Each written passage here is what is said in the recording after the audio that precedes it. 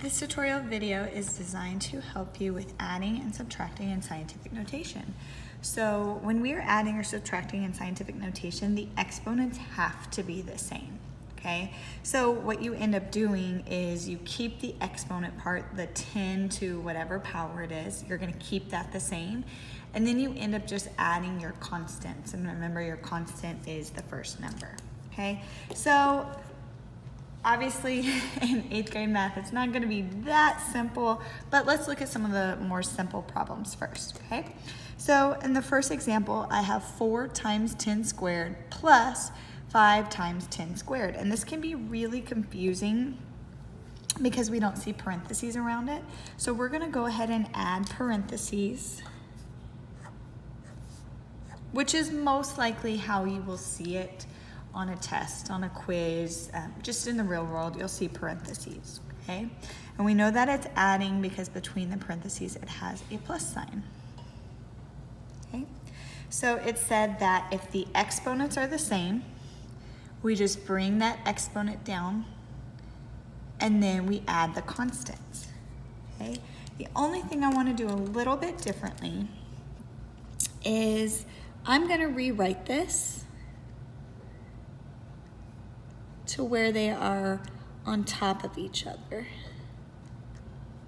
Okay, and the reason for that is I know when I deal with decimals, it will make it a little bit easier for me. Okay, when the exponents are the same, you just bring that part down. And then you can also bring down your multiplication sign, and you're gonna add 4 plus 5, which is 9. Make sure it's in scientific notation. It is because the first number, your constant, is between 1 and 10. So we are done. Okay. If I am going too fast for you at any point in this tutorial, you can always pause it so then you can finish filling in your notes and then you can hit play whenever you're ready again. Okay, so let's look at number 2. It looks like another addition problem.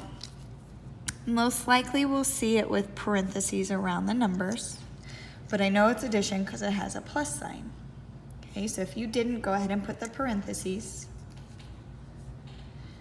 And then they have the same exponent, so I'm just gonna bring the exponent part down and I'm gonna add my constants, but I know it's gonna get a little challenging in a minute, so I'm going to rewrite this. And then if you don't remember, in math, when you're adding or subtracting, you have to line up your decimals, so your decimals should be in the same place, okay? I can just bring my exponent part down.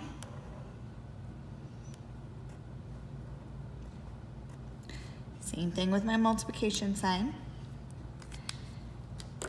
And then 3 plus 4 is 7. Bring my decimal down. 6 plus 1 is also 7.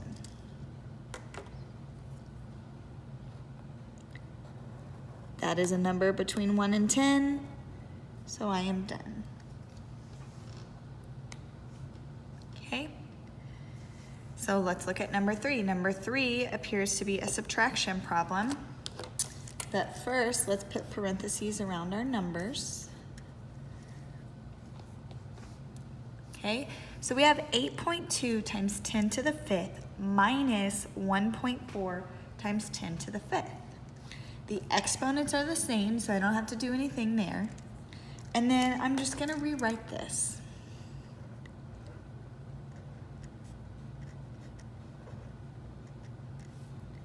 This time it's subtraction, so minus, notice I lined my decimals up. We always line up our decimals in addition or subtraction.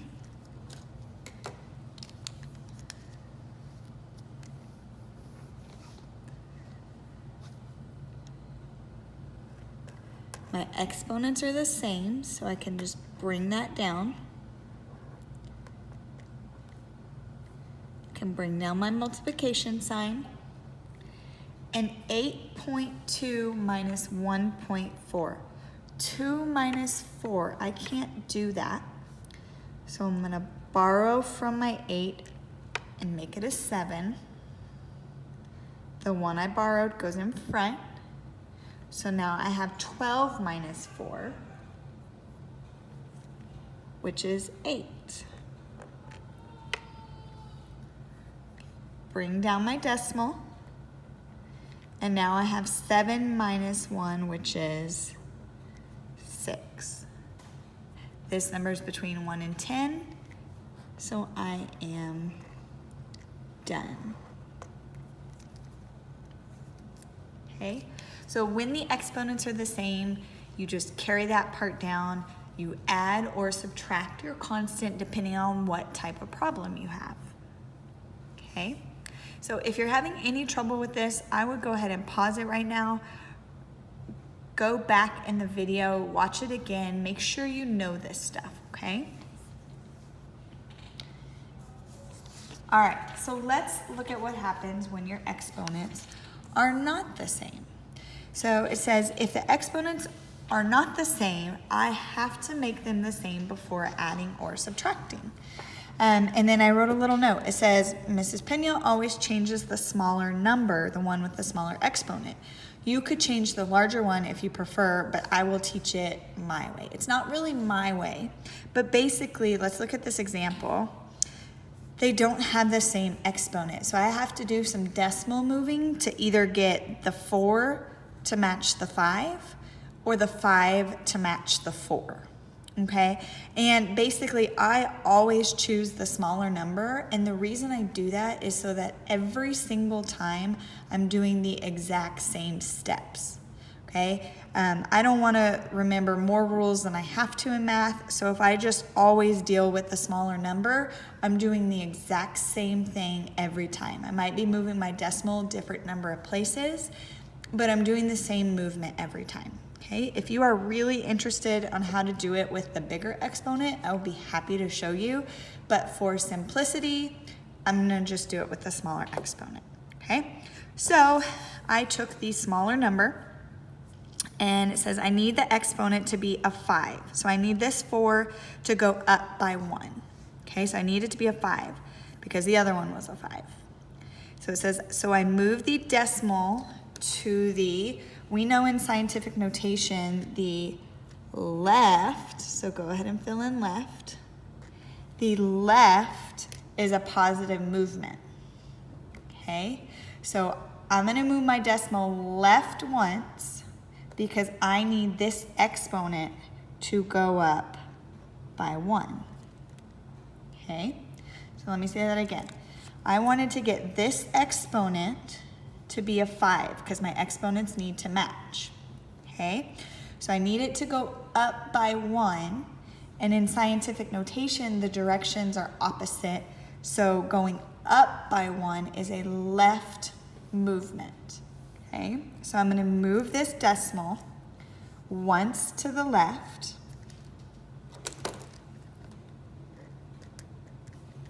and now I get 0.72 times 10 to the, not to the 4th anymore, I moved the decimal to the left once, so now it's to the 5th. Okay, so now I can actually add my numbers because I rewrote this one to have a 5 exponent, so now I can add it to the second number, okay? So I can write 0.72 times 10 to the 5th, and then I'm gonna add it to this. Line up your decimals. 1.3, line up your multiplication sign, times 10 to the 5th, and this is addition. Okay? Anywhere I have a blank, I'm gonna draw in an imaginary 0. Okay? My exponents are the same. So I can just bring that part down.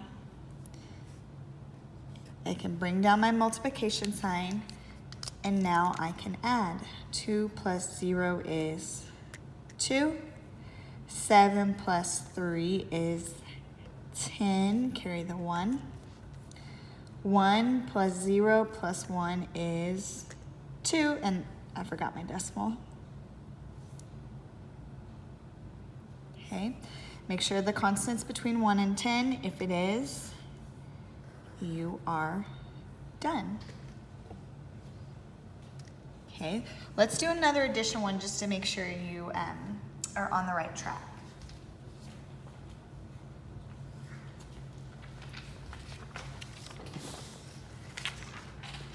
Okay, so what if I give you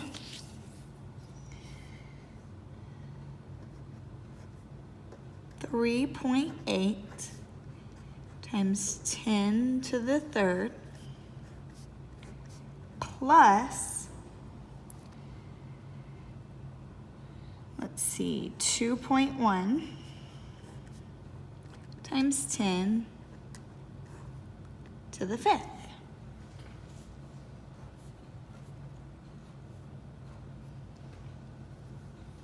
Okay, so the first thing I noticed, my exponents aren't the same, so I actually have to get them the same before I can move on. Okay, so I told you I always deal with the smaller number. That's the one that has the smaller exponent. Okay. And it is the exponent of a 3. I need it to get 2 bigger because I need it to match this one. So I need to make the 3 a 5. And we know in scientific notation, moving left is a positive movement. And so I need to move my decimal left 2 times because I need my 3 to get 2 numbers larger.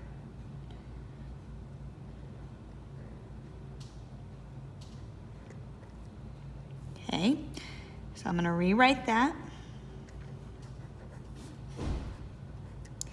And now it's not to the third, it's to the fifth. Okay, so now I can add in the second number. It's 2, make sure you line up your decimal, 0.1. Line up your multiplication sign.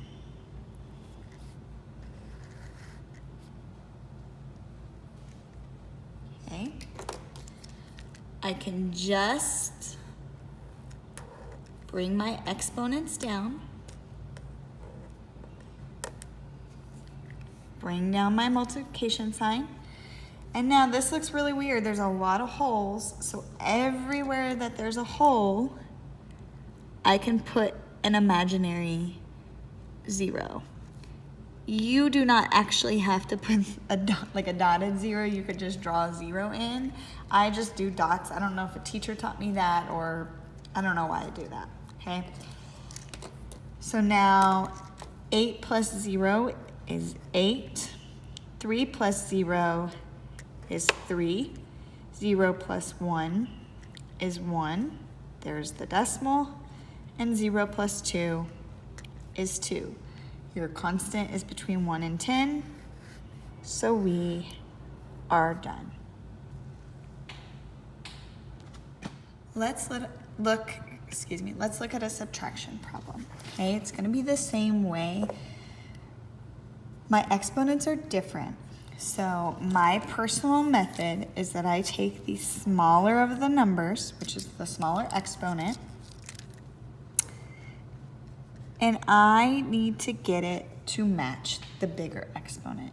So I need the 5 to go up by 1, and we know in scientific notation, up is a left movement. So I need to move the decimal left 1 time because I need the exponent to get 1 bigger. Okay, the decimal, when I don't see it, is at the end.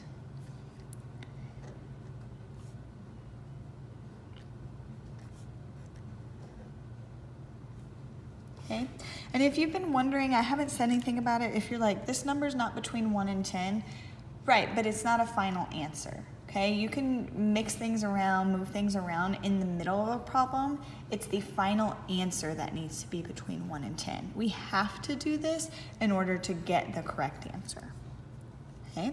So I put 2 times 10 to the 5th, oops, excuse me, and I moved it.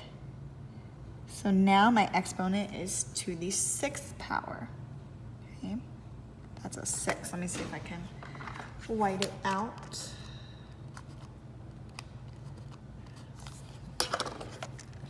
Okay, that exponent was a 6. Okay, now I'm subtracting.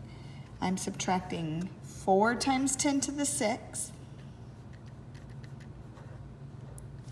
minus 0.2. Well, that's weird because 4 doesn't have a decimal. So let me actually rewrite that again.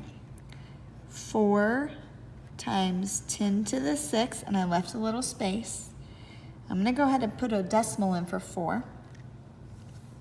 0.2. 0.2 times 10 to the 6th.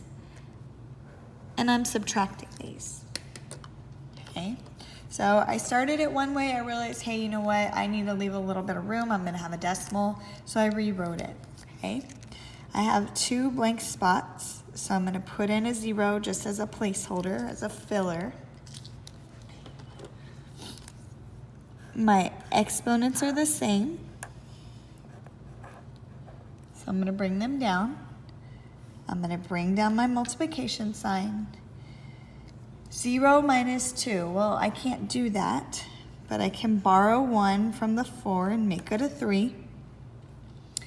That 1 I borrowed goes in front. Now 10 minus 2 is 8. Bring down my decimal. 3 minus 0 is 3. This number is between 1 and 10, the constant, so I am done. Okay. I have a worksheet for you when you are done with this tutorial in class, just to kind of check and see if you know what you're doing on your own. If you're just watching this tutorial video at home for extra practice, thank you. I really appreciate that. And if you have any questions, as always, let me know.